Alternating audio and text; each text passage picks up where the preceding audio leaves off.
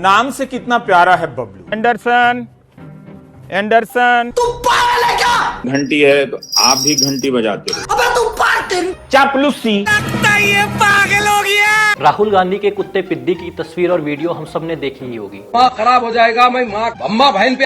राहुल गांधी अक्सर उसके video share करते रहते हैं। नमस्ते करो। ऐसे वीडियो जिसमें उसका ये वफादार कुत्ता मालिक के सारे ऑर्डर फॉलो करता है। होल्ड करो।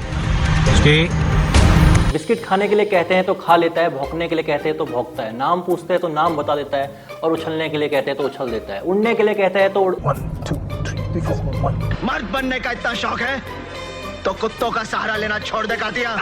सॉरी, अभी तक उसने उड़ना नहीं सीखा है। जैसे राहुल जी राजनीति सीख रहे हैं वैसे ही पिद्दी उड़ना सीख रहा है। नमस्कार, मैं अभिषेक, आप देख रहे हैं द पैम्फलेट। दोस्तों, एक यूट्यूबर है रवीश कुमार, वे भी अपने मालिक के ऑर्डर पूरा फॉलो करते हैं। Democracy with only on record is चापलूसी। करना भी चाहिए, लेकिन यहाँ पर हम उनकी तुलना पिद्दी से नहीं कर रहे हैं, क्योंकि ये कंपैरिजन तो बिल्कुल लॉजिकल नहीं है और ना ही ये उचित भी होगा। मालिक भले ही एक हो, पर तुलना दो बराबर के विषय में की जाती है। हाँ, ये नियम प्रोपेगेंडा पर लागू नहीं होता है और रवीश कुमार ये बात जानते हैं। चापलूसी। यही कारण है कि इस बार प्रयाग में आयोजित महाकुंभ की तुलना चीन की मैन्युफैक्चरिंग से कर रहे हैं। उनका कहना है कि एक बार आप खुद सुनिए उनका क्या कहना है। हर जगह हेडलाइन है कि 45 दिन के कुंभ में 45 करोड़ लोग आएंगे।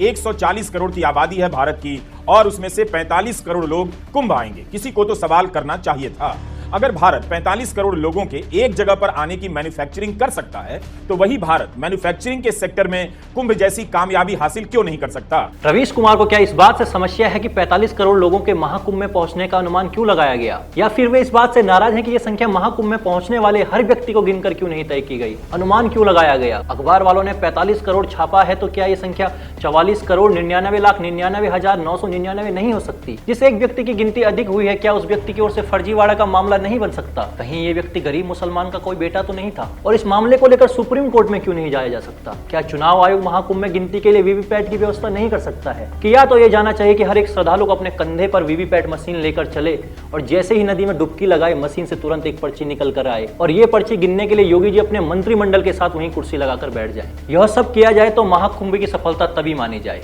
नहीं, एक बार चीन में भी इसका आयोजन किया जाए और रवीश जी गिनती का विश्लेषण करके और तुलनात्मक अध्ययन करके अपनी रिपोर्ट सौंपेंगे, तभी महाकुंभ को क्लीन चिट मिल पाएगी। मुझे बस एक सवाल पूछना है कि 2014 के बाद आखिर ऐसा क्या हुआ कि रवीश कुमार के जीवन से एंडरसन हिडनबर्ग, हिंडन नदी के किनारे हिडनबर्ग, कॉमन सेंस नाम का शब्द ही मिट गया और धीरे धीरे वे इस स्थिति में जा रहे हैं कि जहां से वे अपने को भी वापस नहीं ला पाएंगे। घंटी लाया हूँ, घंटी।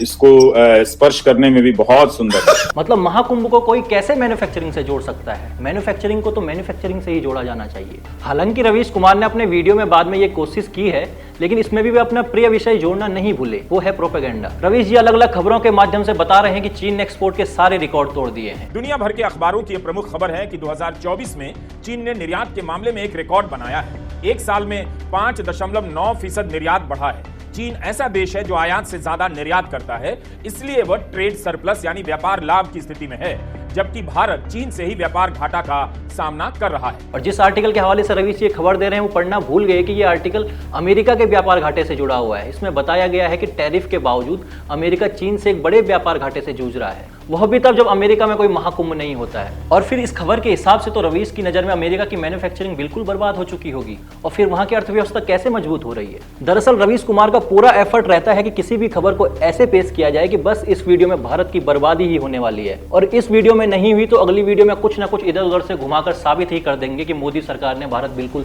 बर्बाद कर दिया है। कि दुनिया की जो तमाम अर्थव्यवस्थाएं हैं वो बहुत कम है, दुनिया में बहुत कम देश हैं जो 5% के रफ्तार से भी बढ़ रहे हैं। जीडीपी का आंकड़ा तो यही बता रहा है कि आपके साथ जो भी हो रहा है वो इसलिए हो रहा है क्योंकि भारत की अर्थव्यवस्था तरक्की नहीं कर रही है। वाह, क्या एक्टिंग कर रहे हैं। हम आए हैं भारत जोड़ो यात्रा कवर करने के लिए। 10 साल से रवीश कुमार अपने आंखों और कानों में कांग्रेस कार्यालय से खरीदे हुए पर्दे लगाए घूम रहे हैं, इसलिए उन्हें आज मोदी सरकार के प्रयासों के नतीजे नहीं दिख पा रहे हैं। 2014 में यह टाइगर लॉन्च हुआ, मेक इन इंडिया का आइकॉन लोगो। 10 साल बाद हम मैन्युफैक्चरिंग में कहां पहुंचे हैं।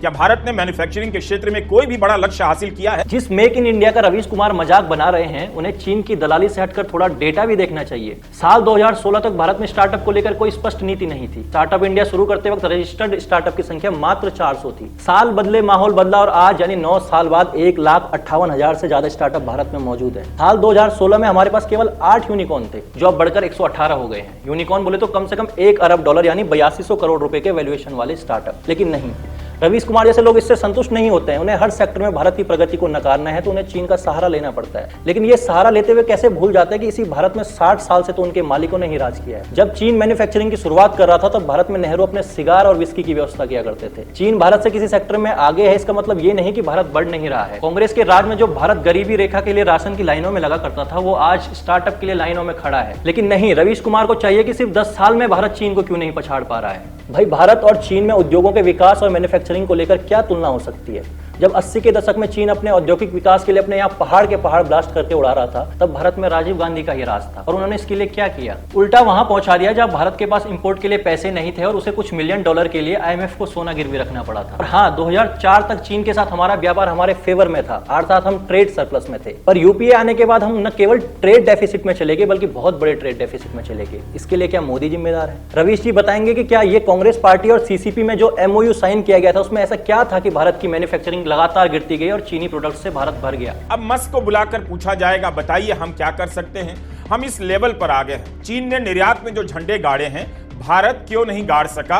रवीश पूछ रहे हैं कि चीन कैसे मैन्युफैक्चरिंग में झंडे गाड़ रहा है, तो इसका सबसे सीधा जवाब है कि वहां आप जैसे आंदोलनजीवी नहीं है और हो भी नहीं सकते। चीन शासक आंदोलनजीवियों को गायब कर देते हैं। आपने देखा ना कैसे जैक मा जैसे बड़े उद्योगपति को गायब कर दिया था। क्यों? क्योंकि वे थोड़ी सी स्वतंत्रता चाहते थे। भारत में लोकतंत्र है और चीन में ठोकतंत्र। वहां विकास के लिए जमीन चाहिए तो सरकार जमीन मालिकों के सामने गिड़गिड़ाती नहीं बल्कि ले लेती है। यहाँ किसी उद्योग को जमीन चाहिए तो क्या बात होती है, वहां आंदोलनजीवी पहुंचकर सब कुछ ब्लॉक करवा देते हैं। दरअसल रवीश कुमार का चश्मा ऐसा है कि वे अपने प्रोपेगेंडा के लिए 2014 के बाद समय को जबरदस्ती याद करते हैं और इस तरह के उटपटांग लॉजिक देते हुए महाकुंभ जैसे धार्मिक आयोजन की तुलना चीन की मैन्युफैक्चरिंग से करते हैं। लेकिन वे करें भी तो क्या करें, इसके अलावा वे क्या कर सकते हैं? चापलूसी। मोदी विरोधी वीडियो बनाने के लिए उनकी अच्छी कमाई हो रही है। इन सीढ़ियों से उतरते हुए हिंडनबर्ग का दफ्तर खोज रहे हैं। फिर जिस नरेंद्र मोदी और भाजपा के विरोध वो 2 दशक से अधिक समय से कर रहे हैं, उन्हीं की सराहना कैसे कर सकते हैं? Anderson, where are you? कैसे मान लें कि एक सरकार के तौर पर मोदी सरकार ने ऐसे बड़े फैसले लिए हैं और योजनाएं लागू की हैं जिससे भारत आज विकास के रास्ते पर है। दोस्तों, प्रोपेगेंडा का एक चरित्र होता है। वो क्या होता है मैं आपको बताता हूँ। जब भी कोई व्यक्ति कोई प्रोपेगेंडा शुरू करता है तो शुरुआती दिनों में वो उस प्रोपेगेंडा को कंट्रोल करता है और जैसे जैसे समय बीतता है वो प्रोपेगेंडा उस व्यक्ति को कंट्रोल करने लगता है और वह व्यक्ति चाहकर भी उस प्रोपेगेंडा से खुद को अलग नहीं कर पाता क्योंकि वो अपने एजेंडा द्वारा नियंत्रित किया जाता है। आदरणीय रवीश कुमार पर यही सिद्धांत पिछले 15 वर्षों से लागू हो रहा है और रवीश के पास उतना कॉमन सेंस नहीं बचा है कि वे खुद से इसको अलग कर पाए। घंटी है तो आप भी घंटी बजाते रहो। India is now an off record democracy with only on record is चापलूसी। आप देखिए, तो हम हिंडन नदी के किनारे इन सीढ़ियों से उतरते हुए हिंडनबर्ग का दफ्तर खोज रहे हैं। एंडरसन, एंडरसन, हम एंडरसन को पुकार रहे हैं, एंडरसन नहीं आ रहा है।